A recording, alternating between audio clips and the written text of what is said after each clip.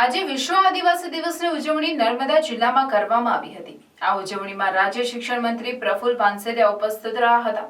ત્યારે હાલ બહુ ચર્ચિત જે કિસ્સો અંબાજીના દાતાની એક પ્રાથમિક શાળામાં શિક્ષિકા તરીકે ફરજ બજાવતા જે હાલ યુએસએમાં રહી સરકારનો પગાર ખાય છે। આ કિસ્સાઓમાં અંબાજીનો કિસ્સો સામે આવ્યો। અંબાજી નજીક ભાંસા પ્રાથમિક શાળાનો છે જે ભાવનાબેન પટેલ છેલ્લા 8 વર્ષથી અમેરિકામાં રહે છે। તેનું નાગરિકત્વ પણ મળ્યું છે, સાથે ગ્રીન કાર્ડ પણ।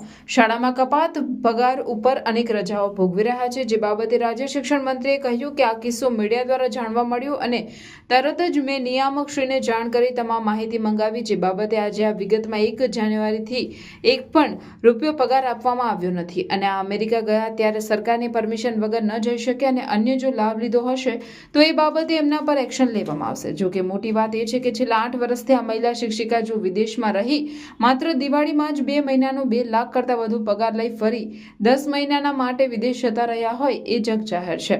ત્યારે આ બાબતે તમામ અધિકારી અને સરકારની સંડોવણી હોય એમ આજે શિક્ષણ મંત્રીને પણ 8 વર્ષ બાદ ખબર પડતી હોય તો આ કેવું ગુજરાતમાં શિક્ષણ ચાલી રહ્યું છે।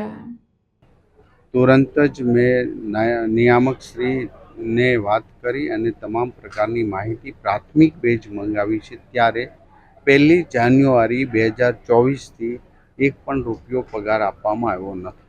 ટુકડે ટુકડે એમને રજા પાડી છે અને જો વિદેશ ગયા હોય તો સરકારી કર્મચારી સરકારની મંજૂરી વગર વિદેશ ન જઈ શકે અને અન્ય જો લાભ લીધો હોય તો ચોક્કસ પ્રકારે એની તપાસ માટેના ત્યાં પ્રાથમિક બેઝની બાબત એ છે કે 1 જાન્યુઆરીથી જ્યારે એમના રજા મૂક્યો છે ત્યારથી એક પણ રૂપિયો ગવર્મેન્ટે પગાર ચૂકવ્યો નથી।